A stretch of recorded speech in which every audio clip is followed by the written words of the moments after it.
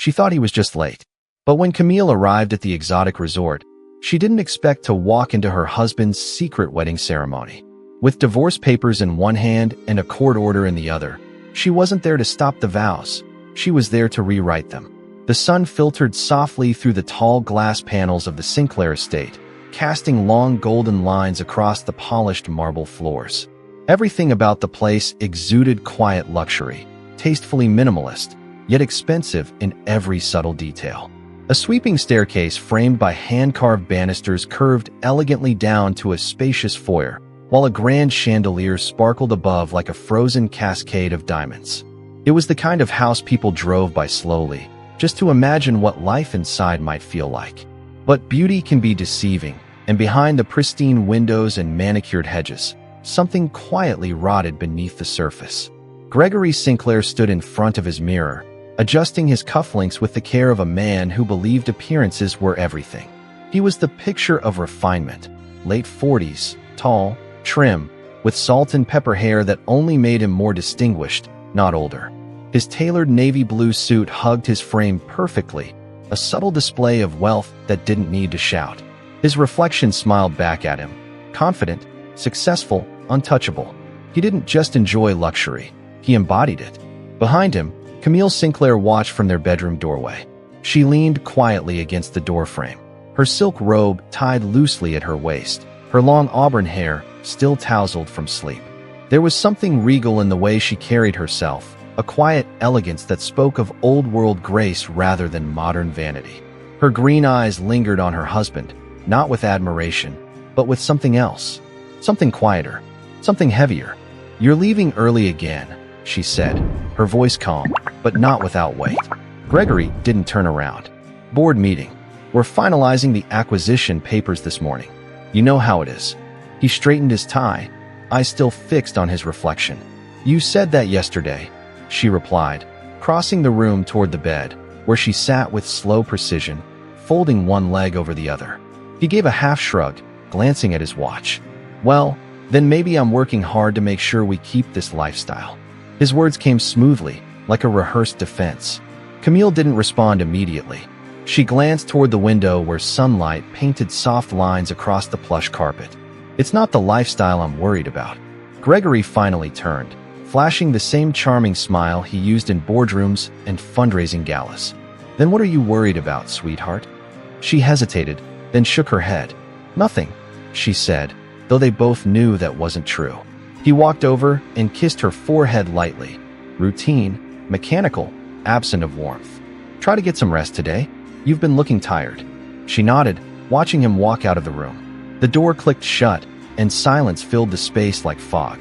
A few seconds passed before she moved again, slowly standing and walking to the window. She watched his black car glide down the driveway, disappearing beyond the tall iron gates. Something inside her twisted, a feeling she couldn't yet name, but one she knew not to ignore. In the weeks prior, Gregory had become more distant, his smiles more performative, his presence more fleeting. She had seen the shift in his habits, the late meetings, the perfume that wasn't hers, the secrecy in his voice when he answered phone calls behind closed doors. Camille wasn't naive. She hadn't married into wealth without understanding the kind of games people played when power and ego got in the way. But she had hoped, foolishly perhaps, that her husband wouldn't be one of them. Later that morning, Camille stood in the sunlit kitchen, stirring her tea absent-mindedly. The quiet buzz of the espresso machine was the only sound in the room. Her housekeeper, Maria, a gentle woman in her early 50s with kind eyes and a sharp memory, set a tray on the counter. "Breakfast, ma'am," she said softly. Camille nodded. "Thank you, Maria." Maria hesitated, then asked, "Mr. Sinclair won't be joining you today?" Camille offered a polite smile. "He had an early meeting." Maria nodded and returned to her tasks, though the glance she gave Camille lingered longer than usual. After breakfast, Camille walked through the garden behind the house, trailing her fingers along the tops of rose bushes she had personally helped design with the landscaper 2 summers ago. Everything about this estate had once been a shared dream. Every room, every flower, every painting had a story attached to it. But now it felt like a hollow echo of a life she used to know. She sat at the edge of the koi pond, watching the orange and white fish ripple through the water. A light breeze stirred the air, and she pulled her robe tighter around her. Her mind wandered again. Gregory's abrupt changes in schedule, the unfamiliar scent she'd found on one of his shirts, the slight smirk he gave when he thought she wasn't paying attention. Then there was the call. 2 nights ago, she'd walked past his office late at night and heard him whispering into his phone. He didn't know she was nearby, and his tone had been different, lower, intimate, flirtatious. She hadn't caught much of what was said, but one word had echoed clearly. Soon. That word had stayed with her, crawling beneath her skin like a splinter. Soon. What was happening soon? And with whom? That evening, she sat on the edge of her bed, phone in hand, debating whether to make the call she knew she had to make. Her finger hovered over the number for the private investigator she'd kept stored in her contacts since before she was even married, a precaution from her father's advice. Trust, but verify, especially when money's involved. After a long breath, she tapped the button. The call connected. Robertson Investigations. A voice answered crisply. This is Camille Sinclair. I need to hire someone. Discreetly, she said, her voice steady despite the adrenaline coursing through her veins. The next morning, the investigator arrived quietly at the service entrance. Camille gave him a thick envelope of information. Times, locations, suspicious receipts, and hotel bookings she'd already found hidden in Gregory's study drawer. She didn't want assumptions. She wanted proof. I don't want vague answers, she told the man. I want photographs, names, dates, and I want them fast. The investigator nodded without a word, slipping the file into his briefcase. That evening, Gregory came home later than usual, his cologne stronger than normal. He kissed Camille on the cheek and disappeared into his study, claiming he had urgent paperwork. Camille sat in the living room, listening to the faint sound of laughter through the cracked office door. He wasn't alone in that call. She poured herself a glass of wine and sat quietly, her mind a storm behind calm eyes. Whatever was coming was already on its way, and Camille Sinclair had just begun preparing. The next morning, she received the first photograph by email. Gregory, arms wrapped around a young woman, exiting a boutique hotel downtown. The timestamp confirmed it had been just 2 days ago. Camille didn't flinch. She simply closed the email, sipped her tea, and whispered to herself, "Let's see how far he's willing to go."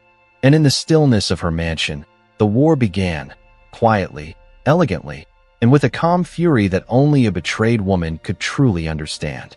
And if you were in Camille's place, what would you have done? Would you have confronted him at home, or waited for the perfect moment like she did? Drop your thoughts in the comments. Rate this story from 0 to 10 so far, and don't forget to like and subscribe to keep watching. The city skyline gleamed in the late afternoon sun, casting sharp golden reflections off the glass towers that lined the heart of the financial district. Inside one of those towers, high above the bustling chaos below, Gregory Sinclair reclined on a leather armchair inside a private suite, swirling a glass of vintage scotch between his fingers. Across from him, perched on the edge of the window seat, was Celeste Hart. With legs crossed and lips painted a deep shade of crimson, she watched him with a mix of confidence and entitlement that had become her signature look. Her long blonde hair shimmered beneath the natural light pouring through the tall windows, and her emerald green dress hugged every curve with deliberate precision. She looked like a trophy because, in many ways, that was exactly what Gregory saw her as. Celeste was nothing like Camille. She was younger, livelier, unpredictable. Where Camille was poised, Celeste was provocative. Where Camille carried her grace like armor, Celeste wielded her beauty like a weapon. Gregory was enthralled by her in a way he hadn't been in years, not because she made him feel loved, but because she made him feel powerful again, like he could rewrite the rules of his own life without consequence. "So," Celeste said, sipping her mimosa as she swung her leg idly, "have you told her yet?" Gregory's jaw tensed slightly as he brought the glass to his lips, but he didn't answer immediately. Instead, he walked toward the minibar and refilled his drink, buying time with silence. Celeste raised an eyebrow, her voice teasing but laced with impatience. "Greg, we've been dancing around this for months. I'm not interested in playing the background role anymore. You said we'd be together. You said soon." He turned to face her, offering that same practiced grin he used to charm investors and manipulate negotiations. "I said we would, and we will. I just need things to settle before I make the move. Timing is everything. Celeste rolled her eyes and stood, crossing the room with the poise of someone who had been rehearsing her next step for far too long. You always say that, but you keep going home to her. You keep putting me on hold while you pretend nothing's changed. It's not that simple, Gregory replied, voice slightly sharper now. Camille has built a life with me, publicly, legally. Untangling that isn't something you do overnight. There's property, investments, appearances to consider. And you don't want to walk into scandal. Trust me. Celeste's eyes narrowed. I don't care about appearances. I care about commitment. You want me to keep being your secret? Fine. But secrets don't last forever, Gregory. Eventually, they explode. Gregory exhaled, frustration flickering in his eyes. He hated being cornered, but Celeste was right. He'd made promises, and she was running out of patience. Listen, there's a private resort in Antigua. Quiet. Discreet. The kind of place where people go to start new lives without noise. I've been in contact with a registrar there. If things go according to plan, we'll be married in less than a month. Just us. No press. No backlash. Celeste's lips curved into a slow, seductive smile. Now we're talking. That's more like it. She walked up to him, wrapping her arms around his neck, her fingers sliding beneath the collar of his shirt. And what about her? What does Camille get in this little fairy tale ending of yours? Gregory smirked. Whatever scraps she can pick up after I'm gone. She'll sign whatever she has to sign. I'll make sure of it. Meanwhile, back at the Sinclair estate, Camille sat at her vanity table, organizing her drawer when she came across a faded photograph. A picture from the early days of their marriage. They looked happy, real. Their smiles hadn't been rehearsed. Their touches hadn't been mechanical. She stared at her own face in the picture, at the woman she used to be before everything became transactional. She let out a slow breath and tucked the photo away. That version of herself no longer existed. Her phone buzzed quietly. A message from the private investigator appeared on the screen, another sighting. Same woman. Same suite. Consistent pattern. Photos attached. Camille tapped the message open and stared at the images. Gregory's arm around Celeste. Their lips brushing in a kiss outside a rooftop restaurant. Celeste laughing against his chest. The betrayal was no longer theory. It was tangible. Camille didn't cry. She didn't even flinch. She saved the photos, filed them into a private folder, and began preparing the next step. She had seen enough. Now, she needed to prepare her response. But she wouldn't lash out. Not yet. Gregory returned home late that night, smelling faintly of perfume that wasn't hers. He gave Camille a half-hearted kiss and retreated into his office. Camille waited until he was asleep, then quietly entered the study. She searched methodically, flipping through drawers, checking files, sifting through digital folders on his laptop. And there it was, a document saved under an innocuous name, but revealing everything. Wedding plan docs. Her stomach turned as she scanned the contents. It wasn't just infidelity, it was intent. He wasn't only betraying her in private. He was preparing to replace her entirely. She closed the file and made a decision. She would not be discarded quietly. She would not let him vanish into paradise with another woman while she faded into obscurity. The next day, she contacted her attorney. I want a divorce, she said calmly. But I don't want it filed here. I want it filed in a jurisdiction that will freeze our assets before he touches them. The attorney paused. Camille, that's an aggressive move. It's a necessary one, she replied. I want every document, every subpoena, every injunction ready. And I want them delivered the day he thinks he's winning. The attorney nodded slowly, recognizing the steel behind her words. That afternoon, Camille began making calls. Financial auditors, forensic accountants, international legal consultants. She wasn't just reacting, she was orchestrating. While Gregory whispered sweet promises to his mistress, Camille was building a fortress of strategy and legality around the empire he thought he owned. A week later, Camille received another email from the investigator. Target is booking flights. Destination, Antigua. Timeline confirms your estimate. She stared at the screen, then called her lawyer again. Prepare the documents. Make sure they're deliverable across borders. And one more thing, can I serve them during a wedding ceremony? There was a brief pause on the other end. Then the lawyer replied, legally? Yes. Tactfully. Questionable. Perfect, Camille said coldly. Because I'm not interested in tact. And so, While Gregory whispered vows and arranged petals in tropical villas, Camille quietly booked her own flight, one that would not only change the course of the ceremony, but rewrite the ending entirely. She stood by the window that night, watching the lights of the city flicker beneath the clouds. Her fingers traced the rim of her wine glass as a storm of plans brewed silently in her mind. Let him marry her, she thought. Let him believe he's won. Because when I walk into that ceremony, the altar won't be the only thing collapsing. The sound of piano music drifted through the grand hall of the Sinclair estate, notes soft and deliberate, each key pressed with the kind of patience that only comes from a mind burdened by thought. Camille sat alone in the parlor, her fingers gliding gently over the ivory keys, playing a tune she hadn't touched in years. It had been a favorite of hers in the early days of marriage, a melody she used to play when she was filled with hope, not suspicion. But now, the notes felt colder, detached, hollow echoes of a life that no longer existed. Her eyes remained focused on the keys, but her mind was elsewhere, calculating, arranging, preparing. She paused mid-chord, resting her hands on the piano, listening to the silence that followed. A quiet moment of stillness before chaos. Camille had always been known for her grace, her composure, the way she carried herself in every social circle with effortless dignity. But inside, a storm had begun to brew, a storm masked beneath silk dresses and practiced smiles, one that would not be calmed by logic or suppressed by fear.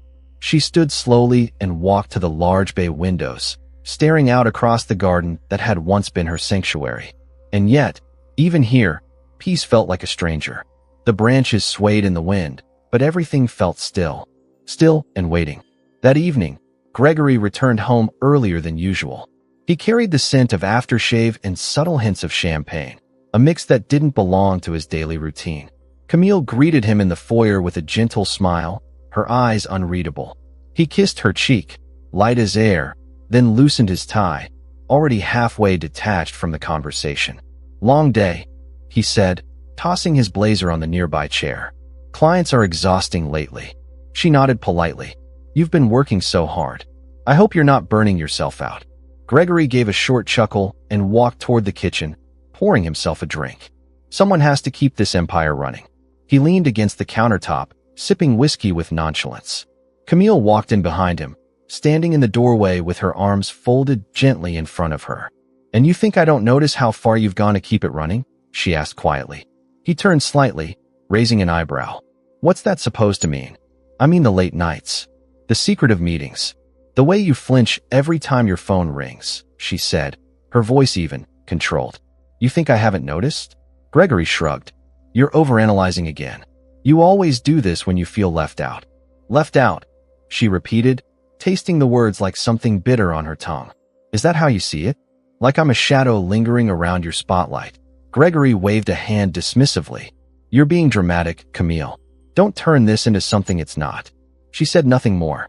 She simply turned and walked away, her heels echoing against the marble floors. She knew arguing wouldn't get her anywhere. He had already built a wall between them, one she no longer cared to climb. Instead, she retreated to her study, closing the door softly behind her. She sat at her desk and opened her laptop, pulling up the encrypted folder where all the evidence was stored. Photos, documents, records of transactions, travel plans, credit card statements. Each item a piece of the puzzle she was assembling, not for confrontation, but for strategy, for timing. She clicked through the files slowly, methodically. One image in particular caught her attention, a photo taken just days ago, showing Gregory and Celeste laughing outside a luxury jewelry store. A small velvet box in his hand. Camille zoomed in. Engagement ring. So he had already made the purchase. The plan was no longer theoretical. It was in motion. Her phone vibrated quietly beside her, a message from her attorney.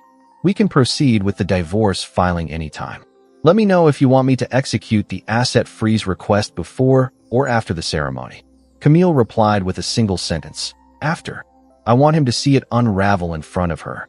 She leaned back in her chair and closed her eyes. A moment of stillness, just long enough to recenter herself. This wasn't about revenge anymore. It was about closure, about dignity, about reclaiming something that had been taken from her piece by piece over the years. Her agency, her voice, her place in the life they built together.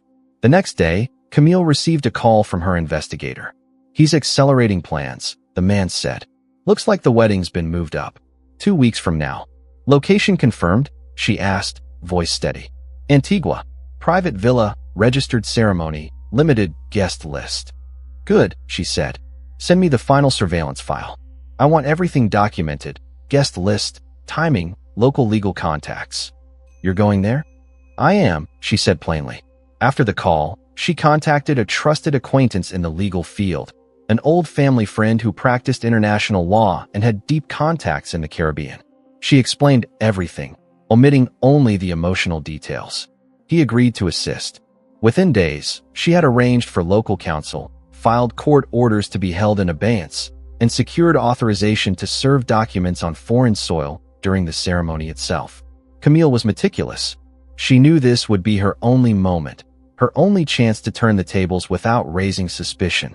She wouldn't ruin the ceremony with drama. She would end it with precision. The night before Gregory's departure, Camille prepared his travel bag, just as she always did. She folded his shirts, polished his cufflinks, even placed the small bottle of cologne he liked in the front pocket. When he walked into the room, he smiled absently, unaware of the trap already tightening around him. "You didn't have to do that," he said, reaching for his tie. "I know," she replied, "but I always take care of you." His eyes softened for a second, perhaps out of habit. "You've always been good to me, Camille." She smiled faintly. "I know." He kissed her forehead again, the same way he had for years, without emotion, without weight. And she let him, because soon, very soon, everything would be different. As he walked out the door the next morning, suitcase in hand, sunglasses on, head high, he didn't look back. He didn't see Camille standing at the top of the stairs, watching him leave. He didn't see her hands clutching the court documents she'd received just hours before. He didn't see the fire behind her calm eyes. And he had no idea that the next time he saw her, it would be at the altar. Only she wouldn't be holding flowers. She'd be holding the end of his world. The airport terminal buzzed with movement, the low hum of rolling suitcases, hurried footsteps, and boarding announcements filling the air. Camille Sinclair sat quietly in a corner seat near Gate 17, a silk scarf wrapped elegantly around her neck, oversized sunglasses shielding her eyes from the curious glances of passing travelers. She looked like any other woman on her way to a sunny vacation, maybe meeting friends at a resort, maybe escaping a cold city for a few days of relaxation. But beneath the calm exterior, Camille's mind was a machine in motion, calculating, measuring, preparing. Her flight to Antigua would board in 40 minutes, and in her bag sat a neatly organized folder that could unravel an entire empire. The documents inside weren't just divorce papers. They were the final act of a carefully staged performance that had taken weeks to orchestrate. She had chosen her moment with surgical precision, and there was no turning back now. Back home, Gregory had already landed ahead of her, completely unaware that Camille had booked herself on a later flight under a different name. He believed he was 2 days away from a secret marriage that would rewrite the story of his life, one where Camille was reduced to a footnote and Celeste Hart would rise as his new partner, his new showpiece, his new trophy. He didn't know that Camille had already enlisted a Caribbean legal representative to file the divorce papers in a jurisdiction that permitted in-ceremony service. He didn't know she had connected with a local judge, nor that subpoenas had been prepared for his financial records, investments, and offshore holdings. He didn't know she had traced every move he made for the past 3 months, documenting his betrayal with a level of detail that would make any prosecutor proud. Camille took a deep breath, glancing at the boarding screen. She thought of the first time she had set foot on a plane with Gregory, years ago, when they were still young and in love, when she believed in forever. That was another lifetime. The woman she was now no longer hoped for rescue, no longer waited to be chosen. She had chosen herself. Meanwhile, on the island, Gregory sipped a cocktail beside the infinity pool of a luxury villa overlooking the Caribbean Sea. He wore linen pants, a designer shirt unbuttoned halfway, sunglasses perched on his head.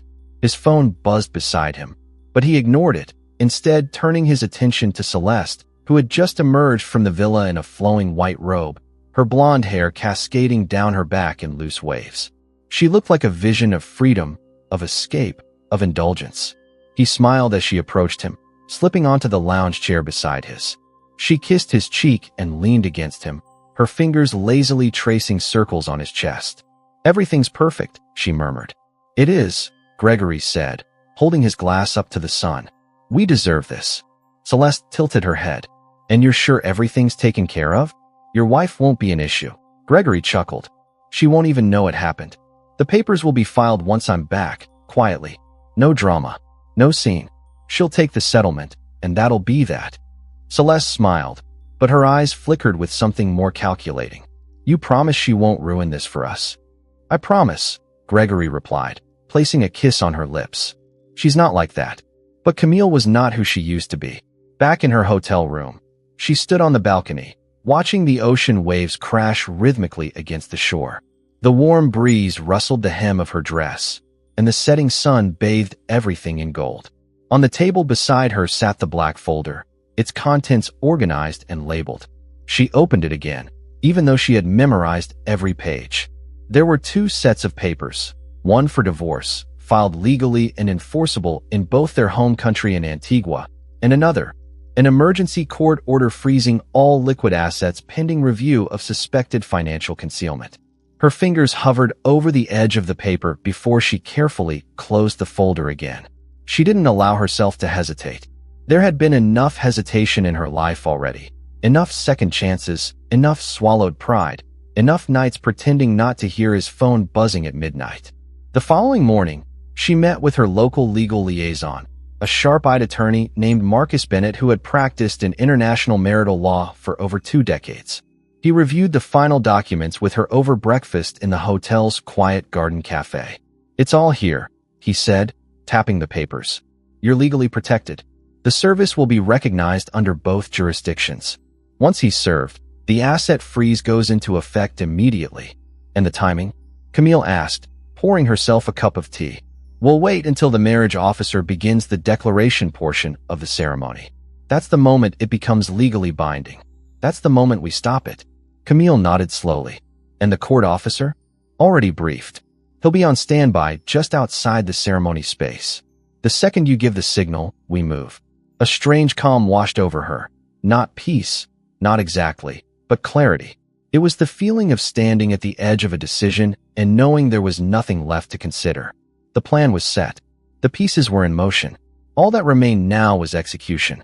Later that day, she visited the site of the upcoming ceremony. It was a secluded beachside estate, lush with tropical flowers, the air scented with orchids and ocean mist. A small team of decorators was arranging chairs under a white canopy, and a musician rehearsed nearby. Camille remained unseen, observing from a distance, memorizing every detail. She recognized the event planner, someone Gregory had once hired for a business gala years ago. Camille wondered if she even realized who the bride really was, or if the secrecy had extended even to the staff. That night, Camille sat alone on her hotel balcony, a glass of wine in her hand, watching the stars emerge one by one in the indigo sky. She thought of all the times she had waited for Gregory to come home, of all the times she had chosen silence over confrontation, grace over vindication. But tomorrow would not be silent. Tomorrow, she would no longer whisper her truth in the corners of rooms. She would walk straight into the center of it. And yet, part of her still questioned what would come after. What happens after the truth lands like a storm? What remains when the mask falls, and the real face of betrayal is revealed not in secrecy, but in front of 100 people? What would Gregory do? What would Celeste say? Would there be rage, tears, apologies? Camille didn't care anymore. The story wasn't about their reaction, it was about her decision. The next morning, she woke before dawn, the soft light of morning creeping through the sheer curtains. She dressed deliberately, carefully. A fitted emerald green dress, a color Gregory always used to say made her look powerful. Her hair pulled into a loose chignon, her makeup minimal but impeccable.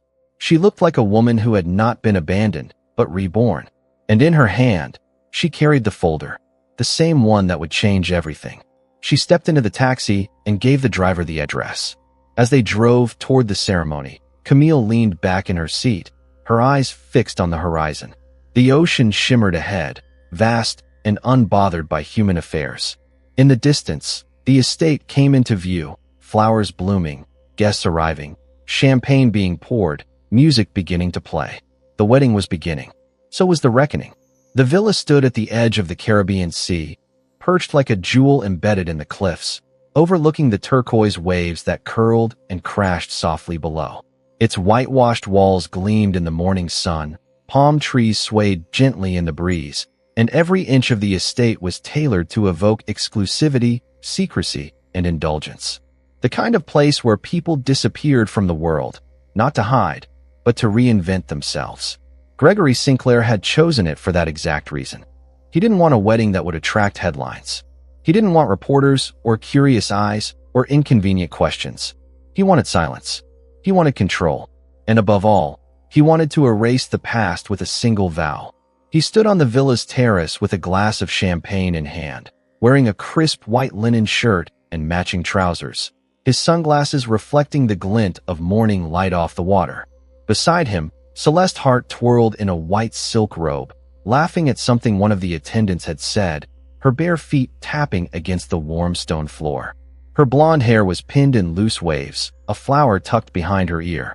She looked radiant, triumphant, exactly as she had dreamed she would. The final fittings had been completed, the makeup artist was on standby, and the guests, though few in number, had begun to arrive in sleek black cars, stepping out with champagne flutes already in hand. Gregory scanned the scene with smug satisfaction. Everything was perfect.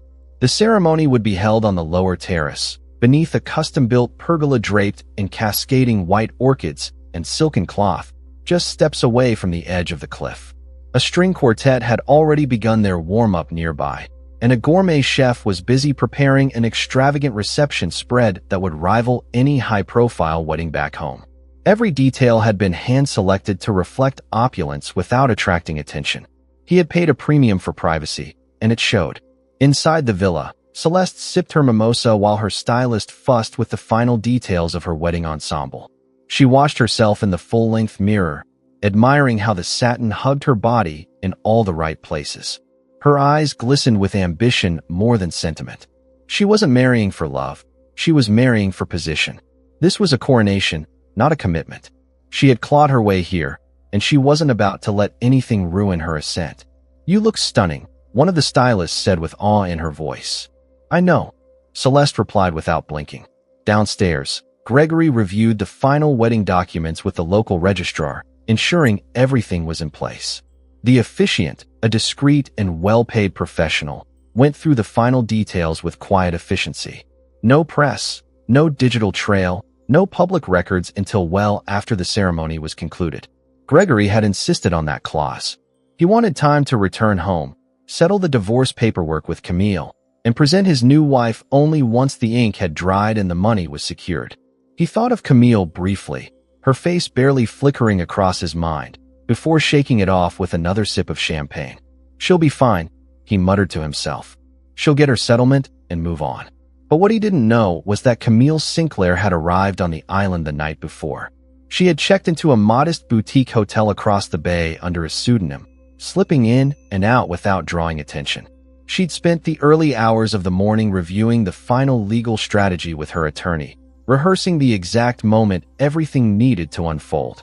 Every movement had been planned with precision, timing, positioning, authority signatures, court orders, and backup contingencies if the registrar refused cooperation.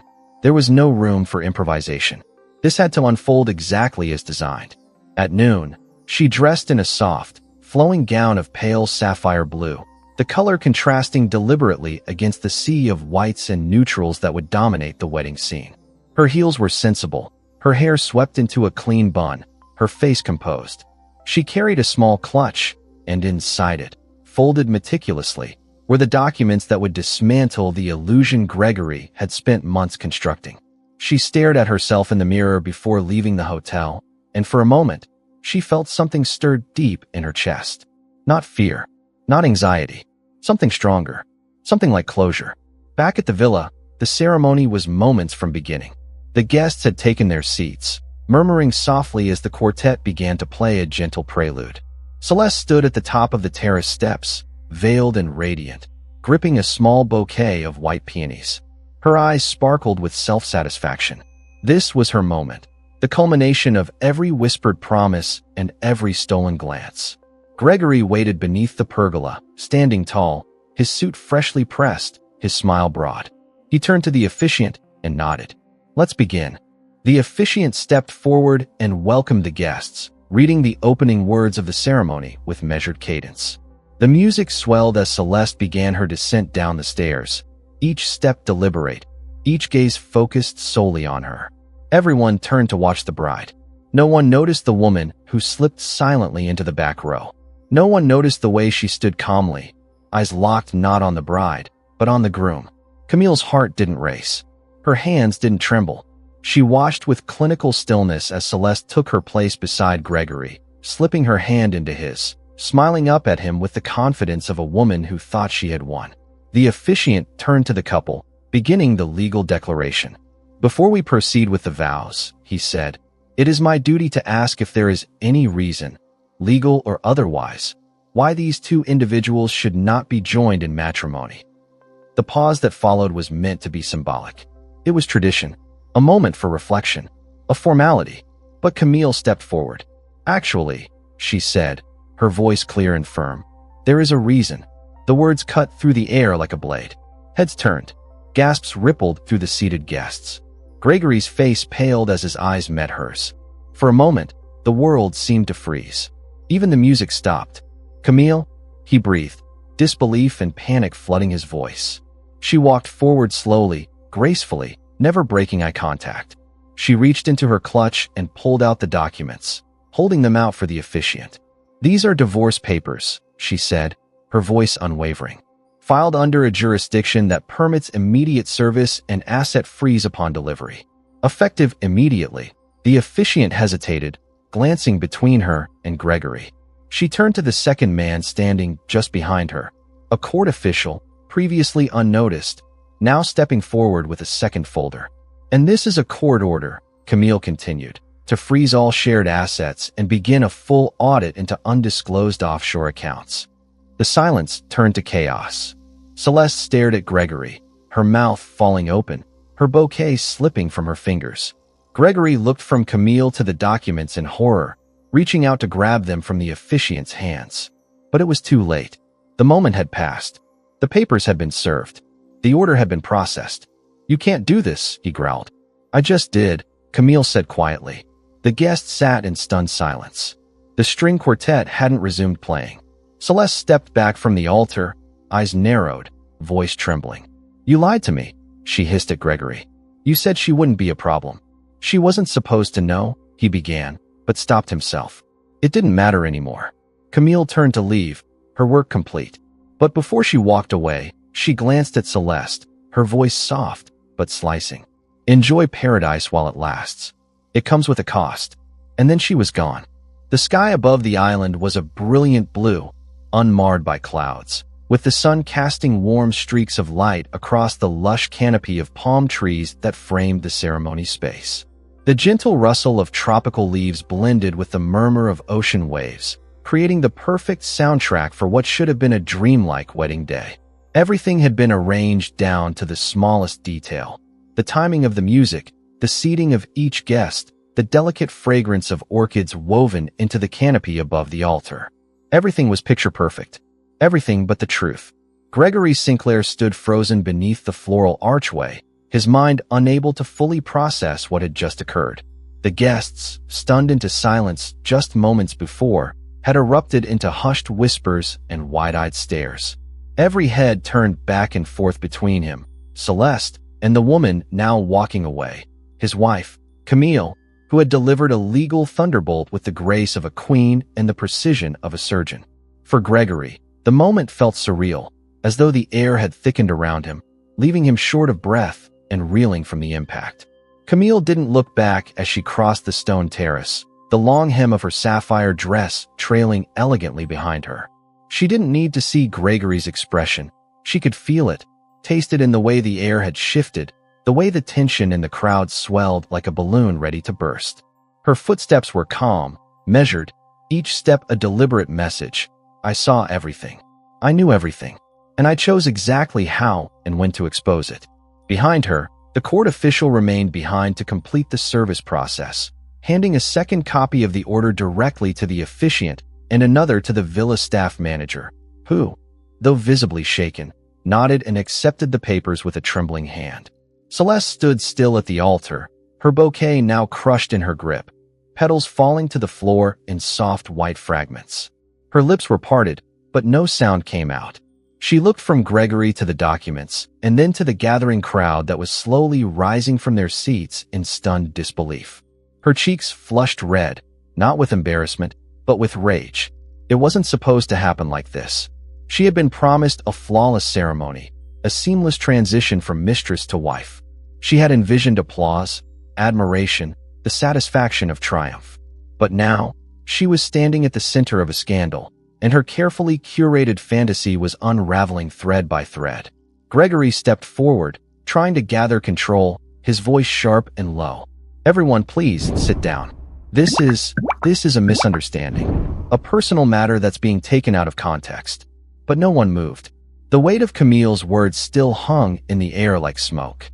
Several guests exchanged glances, unsure whether to remain seated or quietly make their exits. A few already stood at the edges of the terrace, inching away discreetly, eager to avoid the fallout of whatever was coming next. Celeste turned to him, her eyes now narrowed to slits. "What the hell is going on?" she demanded in a hushed voice, though there was no hiding the venom behind her words. Gregory lowered his voice, trying to maintain composure. "I didn't think she'd find out. She wasn't supposed to know, let alone show up here. You said she'd already agreed to the settlement. She hadn't signed yet, but she was going to. I had everything under control." Celeste's laugh was sharp and bitter. "Under control? She just froze your assets, Gregory. She served you at our wedding. Do you even understand how badly this looks?" He glanced around, feeling eyes on him from every direction. Guests whispering, staff hesitating in their movements, the officiant awkwardly standing with the documents still in hand. He felt his face flush, a combination of fury and humiliation rising in his chest. His world, so carefully manufactured, was slipping from his grip in front of an audience. And Camille, always quiet, always composed, always one step behind him, had just stolen the show. He stepped away from the altar, signaling to a staff member, "Clear the terrace." Now, the staff hesitated but obeyed, ushering the guests gently toward the reception area under the guise of a slight delay. Celeste followed Gregory into a private lounge inside the villa, slamming the door behind them. "I knew it," she snapped. "I knew she was going to ruin everything." "She won't," Gregory said, pacing across the room. "We'll get the order reversed. It's temporary. You think investors are going to care whether it's temporary? You think I'm going to be seen as the woman who got left at the altar by a man whose wife came back to destroy him in public? You made me look like a fool." Gregory stopped pacing and turned to her. "I made you look like a fool? Camille did this. She staged this entire thing to humiliate me." "She did more than that," Celeste said coldly. "She exposed your secrets. You think she found out all this on her own? She's had help. Someone dug through your finances, your offshore holdings. You didn't just cheat on your wife, you underestimated her. And now we're both paying the price." Gregory's jaw tightened. He had never seen Celeste like this, her poise shattered, her confidence shaken. She walked to the bar and poured herself a glass of whiskey, her hands shaking slightly. "And what now?" she asked, voice softer. "Do we just cancel everything? Do we hide here until it blows over?" "No," he said firmly. "We fight it. We get my attorneys involved. We stop the order, handle the divorce on our terms. We keep going." Celeste turned to him, her eyes unreadable. "You really think you're still in control, don't you?" Meanwhile, across the villa, Camille sat quietly inside a waiting car parked just beyond the estate gates. Her attorney beside her was reviewing a secondary set of documents, backup legal measures in case Gregory attempted to challenge the freeze before the court could process the audit. She listened in silence as he explained the steps ahead, nodding calmly. Outside the window, she could still hear distant murmurs from the guests as they were redirected away from the ceremony site. She wasn't proud of the chaos she had caused, but she was proud of herself for acting with clarity, with strength, and for choosing not to disappear quietly into the background. Her phone buzzed. A message from her financial advisor. "Bank has confirmed the temporary hold on the joint accounts. All transfers suspended pending court resolution." Camille exhaled deeply. the first real breath of relief she'd felt in weeks. She had struck before Gregory could reroute funds or liquidate holdings. She had timed every move perfectly. But this wasn't just about money. It was about power. For years, she had been kept in the shadow of a man who believed she was ornamental. Today, she had proved she was the architect of her own future. Later that evening, Camille returned to her hotel, removed her heels, and sat on the edge of her bed. The quiet was comforting, the absence of drama like a balm on her nerves. She poured herself a glass of water and stared out the window at the ocean, the waves still moving in their endless rhythm. She thought of what had just unfolded, of the faces in the crowd, the flicker of panic in Gregory's eyes, the sound of her own voice cutting through the silence. It wasn't just a wedding she had interrupted. It was a narrative she had rewritten, and the story was far from over. The silence that fell over the villa after the abrupt halt of the ceremony was the kind that weighed heavily in the air, thick with unease and unspoken thoughts. The guests had dispersed, most of them awkwardly excusing themselves, feigning understanding while whispering behind silk fans and expensive sunglasses. A few lingered longer than necessary, hoping for a front-row seat to the aftermath, curious to see just how deep the cracks in the facade of Gregory Sinclair's perfect life truly ran. But even those eager eyes soon retreated, leaving only the hum of distant waves and the soft clatter of staff removing floral arrangements from the altar that had witnessed more than it was ever meant to. Inside the villa, Gregory sat on the edge of a leather sofa in the private lounge, his tie loosened, shirt unbuttoned at the collar, and a tumbler of scotch clutched in his hand. The glass trembled slightly, not from fear, but from a volatile mix of rage and disbelief. Across the room, Celeste paced barefoot, her wedding shoes discarded somewhere between fury and humiliation. The crushed bouquet had long since been thrown across the room, white petals now scattered like remnants of a fairy tale gone wrong. She planned this, Celeste snapped, her voice sharp and rising. She planned every second of this. She knew the timing. She knew the law. She even knew the officiant's cue. Do you have any idea how long she's been watching us? Gregory didn't answer immediately. He stared into his drink, the amber liquid swirling around the ice. His thoughts were a mess of scattered images. Camille's calm face as she served him those papers, the way the officiant had stepped aside as though he had been expecting it, the chilling weight of a court order delivered in front of an audience that had once admired him. He had never felt so exposed, so powerless. I underestimated her, he said at last, voice low. No, Celeste said coldly. You didn't underestimate her. You dismissed her. You treated her like furniture, like background noise, like someone you could replace without consequence. And now, look where we are. Gregory looked up, his jaw tightening. She won't get away with this. I have lawyers, top-tier ones. We'll contest the freeze order. We'll drag this through the courts if we have to. Celeste laughed, but there was no humor in it. Do you even hear yourself? This isn't about contesting paperwork anymore. This is about reputation. Do you know what the headlines will say when this gets out? Cheating millionaire caught mid-wedding by wife with court order in hand. This isn't just a divorce anymore. It's a scandal. Gregory stood abruptly, the scotch sloshing in his glass. Then we control the story. We spin it. We say Camille has been unstable, that she's acting out of jealousy, that she fabricated the documents. She didn't fabricate anything, Celeste interrupted. And you damn well know it. There was a long silence between them. Outside, the sky began to dim, streaks of orange and gold stretching across the horizon as the sun lowered over the sea. Gregory's thoughts turned inward. He tried to recall every conversation he'd had with Camille over the last few months. Had she ever hinted at this? Had he missed something? Every smile, every quiet glance, every soft goodbye. Had those been rehearsals for this moment? The knock at the door startled them both. One of the villa staff stood at the threshold, holding another envelope. This was just delivered, the man said hesitantly. Gregory snatched it from his hands and tore it open. His eyes scanned the pages quickly. Another court notice, this one confirming the activation of the asset freeze, effective across all domestic and offshore accounts linked to his name. The bank statements listed in the appendix made his heart stop. Camille hadn't just filed for divorce. She had initiated a full-scale investigation into his financial holdings, including accounts he hadn't disclosed even to his closest advisors. How did she find these? He muttered. Celeste's eyes narrowed. Because she had help. Because she was preparing while you were playing house with me. Gregory threw the papers onto the table, pacing in tight circles. No one gets the upper hand on me. No one. Except your wife, Celeste said dryly. He shot her a look, but she didn't flinch. Do you think I came this far to lose everything to her? He said through clenched teeth. You already did, Celeste replied. You just haven't felt the full weight of it yet. Later that night, as the villa fell quiet and most of the staff retired, Gregory sat alone in the lounge, the same court order now spread across the table in front of him. He had read it over and over, searching for loopholes, inconsistencies, anything that would give him a legal foothold. But the language was airtight.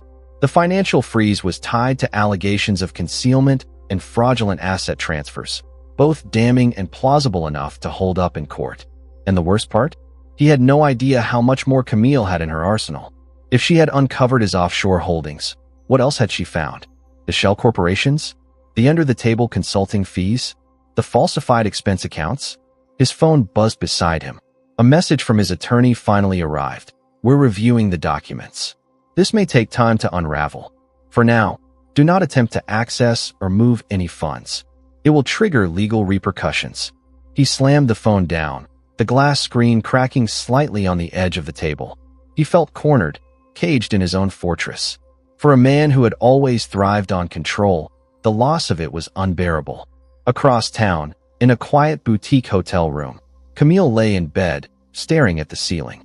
The room was peaceful, the air conditioner humming softly, the scent of lavender from the pillow mist lingering faintly in the air.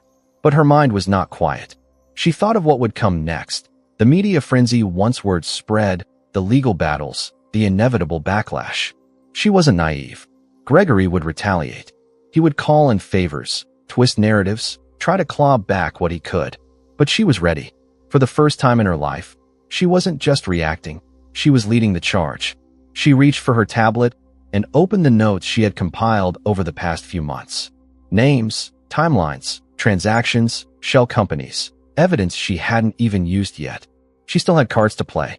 And if Gregory thought today was the end of her interference, he was mistaken. Today was only the beginning. She turned off the light, rolled onto her side, and allowed herself a rare smile.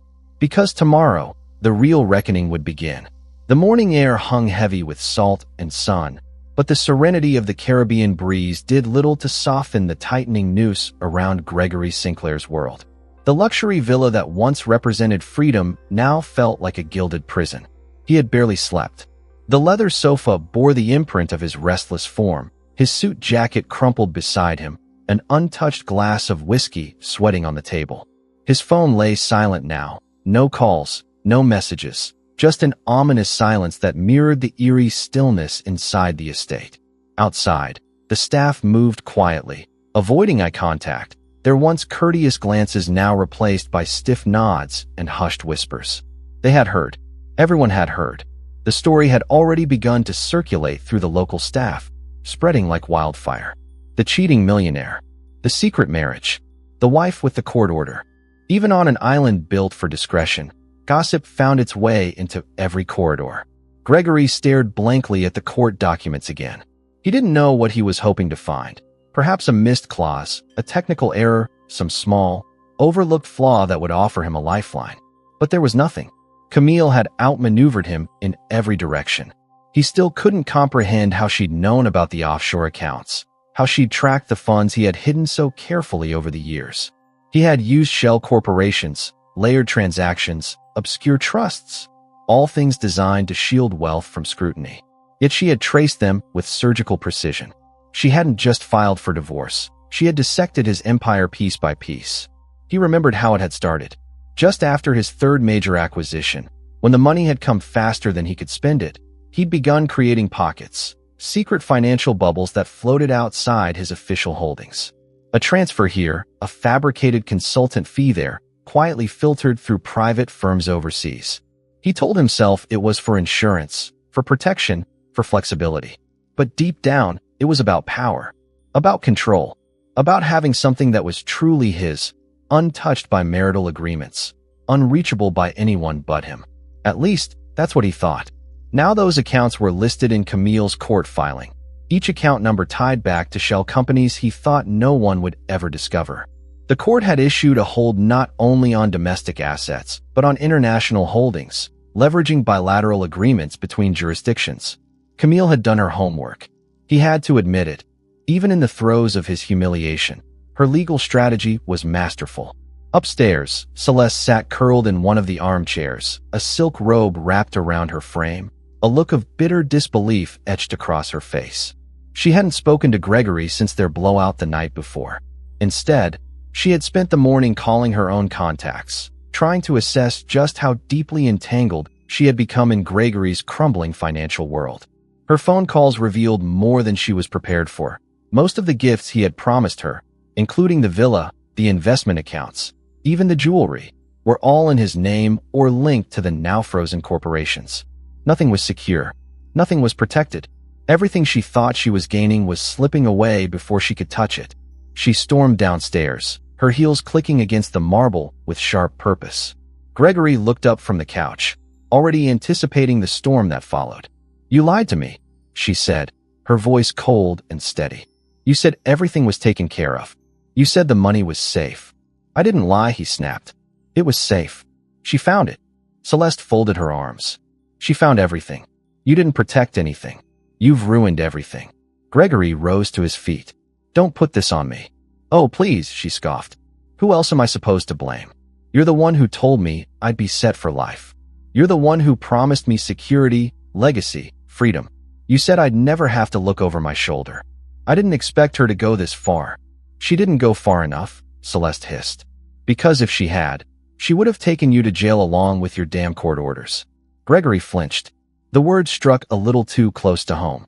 He knew it was only a matter of time before Camille's legal team pushed deeper. If they uncovered certain financial statements, certain payouts, certain signatures, there was a real possibility that criminal charges could follow. Tax fraud, asset concealment, corporate misrepresentation, things he'd always assumed were protected behind layers of plausible deniability were now dangerously exposed. He paced again, hands raking through his hair. "I can still fix this. I just need time." Celeste narrowed her eyes. "Time for what? To sell me out before you go under? What the hell are you talking about?" "I'm talking about self-preservation," she snapped. "Because I'm not going down with you, Gregory. Not for your lies. Not for your empire of smoke and mirrors." He stared at her. For the first time since their affair began, he saw something in her eyes that made him uneasy. Not desire, not admiration, but distance. A detachment that told him she was already imagining her exit strategy. "You wouldn't turn on me," he said cautiously. Celeste tilted her head. "Wouldn't I?" That night, Camille met with her attorney again at a quiet cafe by the marina.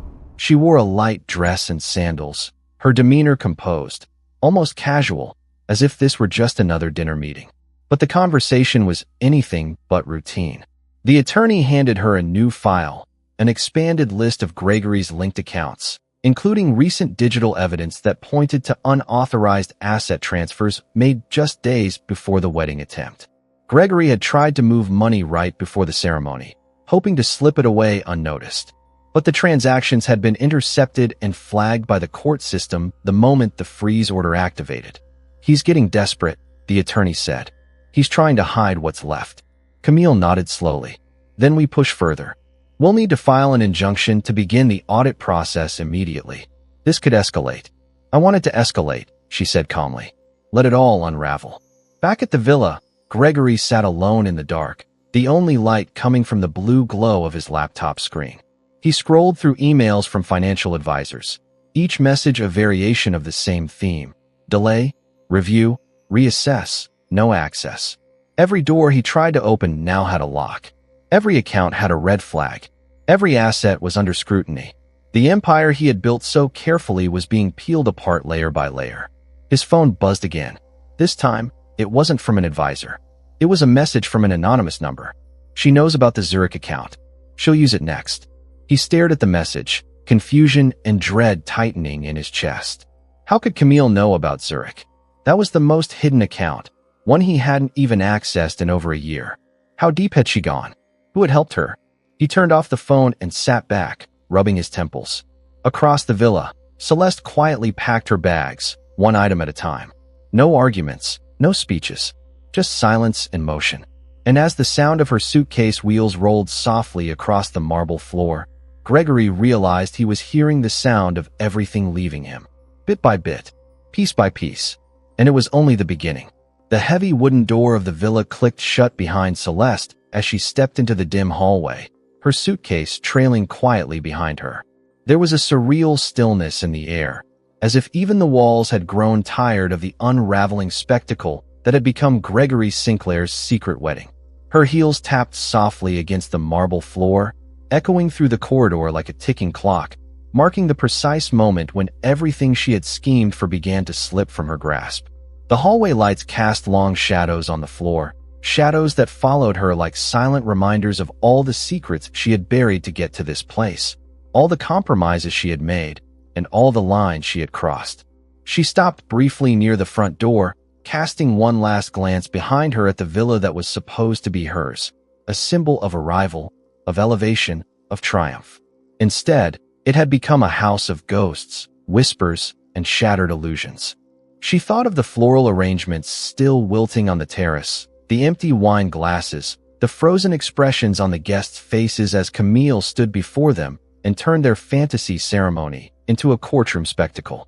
Celeste clenched her jaw, recalling every humiliating second of that moment. Each word Camille had spoken like a blade slicing through the thin veil of pretense Gregory had worked so hard to build. But it wasn't just the public embarrassment that haunted her. It was the deeper realization that she had been nothing more than a pawn, a prop, an accessory in a larger scheme of control and ego. And now, with the court orders in place, the assets frozen, and the media sniffing around the island for details, she wasn't just walking away empty-handed. She was walking away vulnerable. She didn't notice the man waiting by the exit until he cleared his throat softly. He was sharply dressed, wearing a crisp gray suit and holding a leather portfolio. His expression was polite, but firm. "Miss Hart," he asked. Celeste stopped, her fingers tightening around the suitcase handle. "Yes. My name is Andrew Monroe. I'm here on behalf of the local magistrate's office." Her heart skipped. "Why?" He opened the portfolio and retrieved a single document, placing it carefully in her hands. "This is a notice of investigative interest. Based on the recent financial disclosures and the asset freeze involving Mr. Sinclair, your name has come up in a preliminary inquiry." Celeste blinked. "You're saying I'm under investigation?" "Not yet," he said calmly. "But your involvement in several transactions flagged by the financial audit places you in the scope of review. You may be asked to provide documentation regarding the origin of certain gifts, asset transfers, and business expenditures connected to Mr. Sinclair's accounts." She laughed, short and bitter. "You think I was running the books? I was a mistress, not his accountant." "Unfortunately," Monroe replied, "the distinction won't matter if your name is on financial records linked to concealment efforts. I suggest you speak with legal counsel before leaving the island." He gave a slight nod and walked away, leaving her standing there, holding the notice like a weight she hadn't anticipated. For a moment, the walls around her seemed to close in. She had come for power, for status, for luxury. But what she'd found was liability. Upstairs, Gregory watched through the window as she stepped into the waiting car, her shoulders tense, her head held high out of sheer pride, even if her dignity had been fractured beyond repair. He didn't say goodbye. He didn't even move. He simply stood there, arms crossed, wondering if this was the last time he'd see her. And even if it wasn't, he couldn't deny the growing suspicion that she'd be the first to turn on him if it meant self-preservation. Later that afternoon, a journalist from an independent financial magazine emailed Camille's attorney, requesting comment on the asset freeze and the unusual circumstances surrounding the interrupted wedding. The story had leaked, just as she knew it would. There were whispers in elite investor circles, murmurs in corporate offices, discussions behind closed doors about whether Gregory Sinclair had more than marital problems, whether he had skeletons in his vaults that regulators would soon be unpacking. Camille sat in her hotel room, flipping through the article draft that had already begun circulating in discreet newsletters. Her name was mentioned only in passing, but her impact was undeniable. The piece described a high-profile businessman whose secret wedding had turned into a legal disaster, complete with court orders, asset freezes, and public humiliation. The story wasn't just scandal, it was symbolic. It was a turning point. And Camille, whether she intended to or not, had become the face of a quiet rebellion against deception wrapped in luxury. She received a message from Marcus Bennett, her attorney on the island. "We've received an inquiry from the Financial Crime Division. They're asking for cooperation on the asset audit. I believe charges are being considered." Camille replied with a simple response: "Give them everything." Meanwhile, Gregory received a call from one of his senior legal advisors back home. His voice was sharp, urgent. "They're opening a full investigation," the advisor said. "Your wife's filings triggered a domino effect. Now the financial authorities are involved, and your accounts are being cross-examined across multiple jurisdictions." "I'm not going to prison," Gregory snapped. "That depends on what they find," the advisor replied. "And it might not matter what your intentions were. If Celeste Hart cooperates with investigators, and given her current legal exposure, she just might. You'll have more to worry about than just divorce." Gregory ended the call and sank into his chair, his mind spinning. Celeste was gone. Camille had outplayed him. And now, the empire he had built, the life he had crafted through years of manipulation and hidden transactions, was falling apart faster than he could contain it. Every phone call brought new complications. Every document served stripped away another layer of control. His legacy was no longer wealth or reputation. It was scandal, shame, and uncertainty.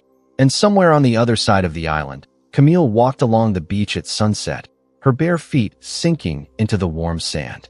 The wind blew gently through her hair, and the horizon stretched endlessly before her, painted in hues of orange and rose. She didn't smile. She didn't cry. She just walked, quietly, freely, her steps steady, her heart calm. Not because she had won, but because she had chosen herself. Because she had refused to let betrayal define her. Because she had rewritten the ending that was written for her by someone else. Behind her, the waves erased every footprint she left in the sand. Ahead of her, everything was still unwritten. A storm rolled in that morning, the sky over the island darkening with thick clouds that threatened to burst at any moment. Waves crashed more aggressively against the shore, and a damp breeze carried the scent of rain and seaweed through the open terrace doors of the villa that had, just days earlier, been the stage for a spectacle of scandal. Gregory Sinclair stood at the window, watching the wind tear petals from the leftover wedding arrangements that no one had bothered to clear away. They fluttered across the lawn like ghosts of a celebration that had never happened, remnants of a story rewritten in real time before an audience that could never unsee it. He no longer wore the linen suits or the tailored shirts that had once marked him as a man of stature. Now he moved through the house in silence, clad in sweatpants and an old polo shirt, the sharp edge of his once pristine appearance dulled by the weight of his collapsing empire. The phone calls had slowed to a trickle, and the tone had changed. Where once there had been respect and urgency in the voices of lawyers, board members, and investors, now there was detachment, concern, and, worse, polite distance. Gregory was no longer seen as a leader but a liability, a man at the center of an unraveling web of financial impropriety. The media coverage had reached global levels. News outlets dissected every detail: the interrupted wedding, the court orders, the frozen accounts, the allegations of fraud. Camille's name floated through headlines like a whisper of vengeance wrapped in elegance. She had declined interviews, issued no public statements, yet her silence spoke volumes. She had become a symbol of quiet strength, and Gregory, once the untouchable mogul, had become the face of betrayal, deception, and disgrace. He had tried to salvage something, anything. He'd instructed his attorneys to begin negotiations, tried to leverage influence with old contacts, but doors that had once opened easily now remained closed. His business partners were distancing themselves. His investors were pulling out. One of his key companies had already experienced a stock drop. Another received notice of an audit. He couldn't stop the avalanche now. Every thread that Camille had pulled was unraveling another layer of secrets he thought were buried too deep to ever surface. And worse, the Zurich account had now been officially flagged. That had been his last hope, his final fortress. Now even that was slipping away. Celeste had not returned. After receiving her investigative notice, she had boarded a private flight off the island without informing him. Her departure was swift, cold, without fanfare or farewell. He'd received a single message from her: "I won't burn with you." He didn't reply. He had nothing left to say. She had played her part, and in the end, she had proven to be as transactional as he had always believed people were. In his most bitter moments, he tried to convince himself that he hadn't loved her anyway. But the truth was more painful. He had loved the idea of her. The idea of reinvention, of youth, of being seen as a man still in control of his world. But it had all been a lie, propped up by ego and secrecy. Meanwhile, thousands of miles away, Camille returned home. The Sinclair estate looked almost surreal as she stepped out of the car, familiar yet changed. The garden was overgrown, the hedges less trimmed, the flowers slightly faded. The housekeepers greeted her with relief in their eyes, their loyalty still intact, their respect for her now deeper than ever. She walked through the front door slowly, inhaling the scent of her home, letting the quiet wrap around her. There was no victory dance, no smug satisfaction, only peace. She moved through the rooms, touching the edges of furniture, brushing her hand across old photographs, reminding herself that this place had never belonged to Gregory alone. She had built this life too, and now she was reclaiming it. Over the following weeks, Camille met with her attorneys and financial consultants, taking firm control of her future. The divorce proceedings advanced swiftly. Gregory, desperate to retain what little reputation he still had, signed quickly. He had no leverage left. Camille retained ownership of several key properties, major investments, and control of certain charitable foundations that had been previously managed under Gregory's name. She had no intention of revenge, only justice and independence. With a portion of the assets, she began a project she had been quietly planning in the background for months, a foundation for women who had been financially trapped in toxic marriages. It would offer legal assistance, financial education, and emotional support, real tools to help women stand on their own. She called it the Reclamation Fund. She hired a team, held meetings, built partnerships, and in doing so, she rebuilt herself. Not as a woman scorned, not as a former wife of a millionaire, but as someone entirely new, someone whole. Her days became full again, not with forced smiles and hollow conversations, but with purpose. She met people whose stories mirrored her own, women who had spent years in the shadows of powerful men, now stepping into their light. Each time Camille shared her story behind closed doors, she found a little more healing in her voice. And each time another woman said, "You made me feel seen," she felt the weight on her heart shift, just a little. Meanwhile, Gregory faded from the public spotlight. He was no longer invited to events, no longer listed on boards, no longer quoted in magazines. His mansion was eventually put up for sale, the remaining staff dismissed quietly.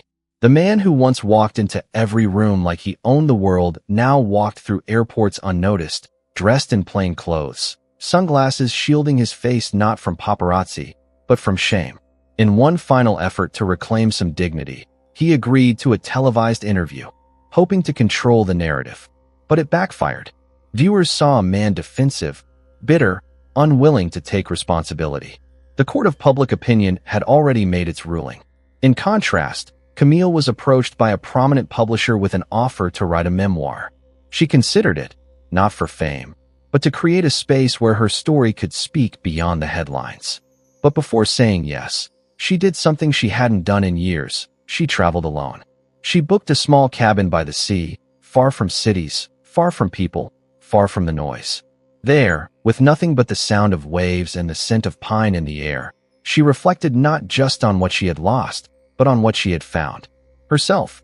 One afternoon, a young girl from the nearby town visited the cabin, delivering groceries. She recognized Camille instantly, wide-eyed and curious. As she handed over the bags, she asked, "Are you the woman from the story? The one who stood up at the wedding?" Camille smiled gently. "I suppose I am." The girl looked at her for a moment, then said, "That was brave." Camille nodded. Sometimes bravery is just doing what needs to be done, even if your voice shakes. The girl grinned and ran off, and Camille stood there on the porch for a long while, watching the trees sway in the breeze, feeling the ground solid beneath her feet. She didn't know what would come next, but for the first time in a long time, she was no longer afraid to find out. The envelope arrived on a gray morning, slipped quietly through the narrow mail slot of a low-security correctional facility in upstate New York. It was the kind of day where the air felt heavy, the clouds hung low, and even time seemed to move reluctantly. Gregory Sinclair sat in a hard metal chair by the window of the prison library, fingers idly tapping the surface of the table, his face older now, gaunt, marked by deep lines carved not by time, but by defeat. He had lost weight. His once neatly styled hair had grown uneven and wiry. His eyes, once sharp and calculating, now bore the dullness of a man who no longer believed in escape. His beige uniform hung loosely on his shoulders, and his hands, once adorned with luxury watches and designer cufflinks, now bore the signs of exhaustion. Calloused fingertips, bitten nails, skin dry from the institutional soap. When the prison guard called his name and handed him the letter, he didn't react at first. It had been months since anyone had written him anything personal. The only correspondence he received now came from lawyers, financial auditors, and regulatory agencies digging into what little was left of the empire he had built. But this envelope was different. It was handwritten. No return address, no stamp of bureaucracy. Just his name, neatly penned in familiar handwriting that stirred something long buried beneath his hardened exterior. He stared at it for several minutes before opening it, half expecting to find nothing more than one last insult, one final act of poetic revenge. But inside was only a single page, and as he unfolded it, his hands hesitated, not from fear, but from something he hadn't felt in a long time, uncertainty. The letter was from Camille. "Gregory, I imagine you didn't expect to hear from me again, but I've learned that closure isn't always about silence. Sometimes, it's about saying the last word, not out of anger, not out of triumph, but because the chapter deserves a proper end. You always believed power came from control, from secrets, from being one step ahead. And for a long time, you lived that way, managing perceptions, hiding truths, manipulating outcomes. I used to wonder how someone could carry that kind of duplicity in their soul and still sleep at night. Now I know. You never saw the people around you. You only saw mirrors that reflected what you wanted to believe about yourself. But I'm not writing to recount what you've already lost. You know that well enough. I'm writing to tell you something you probably never considered. You freed me. The day I served you at that altar, the day I looked you in the eye and handed you the consequence of your choices, was the day I remembered who I was before you. Not the wife clinging to your schedule, not the hostess smiling beside you at galas, not the woman shrinking beside your ambition. I became someone else that day, someone stronger, fuller, freer. And though I didn't plan it this way, your downfall became my awakening. I've rebuilt a life, not from your ashes, but from my own strength. I've created something meaningful, not out of spite, but from purpose. You took so much from me, Gregory. Time, trust, belief. But what you couldn't take, what you never even noticed, was the part of me that still dreamed, still hoped, still fought quietly beneath the surface. That part is alive now, fully. I don't write this to shame you. I write it to release you. Not from the law, not from your consequences, but from me. This is the last time you'll hear from me. Whatever happens to you next, whatever you become, is no longer part of my story. Goodbye. Camille Gregory read the letter twice, then a third time. By the fourth, his hands had begun to shake slightly. He placed it on the table, stared at it, then folded it back along the original creases, pressing his thumb down each fold with mechanical precision. He didn't speak. He didn't move. The sounds of prison life carried on around him. Footsteps, distant shouts, the metallic clang of doors, a radio playing faintly from a guard's booth. But inside him, there was nothing but that voice, her voice, echoing through every hollow corner he had tried to wall off for years. It was not the cruelty of the words that struck him, it was their grace, their finality.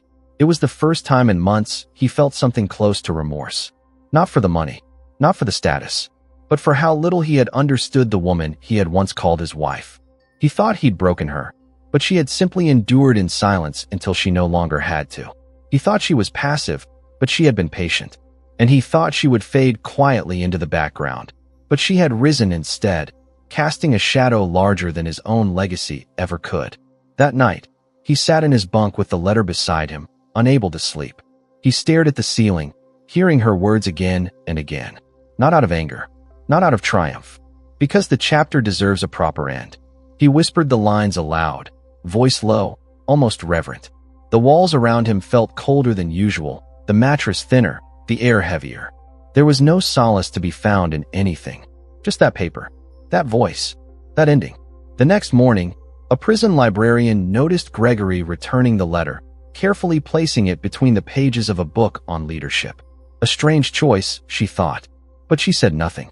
Gregory signed out a different book, a volume on rebuilding personal identity. He didn't speak to anyone about it. He didn't tell the guards or the counselors. But somewhere deep inside, something had shifted. He didn't know what it meant. He didn't know what to do with it. But he carried it with him. Back in the outside world, Camille stepped onto a stage at a private fundraising event for the Reclamation Fund. Dressed in a tailored navy suit, she spoke with confidence and compassion about reclaiming one's identity after loss, about rebuilding from betrayal, about finding strength in solitude. The audience hung on every word, not because she was polished, but because she was real. After her speech, a young woman approached her in tears and said, "You gave me hope again." Camille smiled and took her hand gently. "You already had hope. You just needed a reason to believe in it again." And in that moment, far from the echoes of courtroom drama and scandal, far from the shadow of a man who once tried to erase her worth, Camille Sinclair stood not as a woman who had survived betrayal, but as a woman who had transformed it.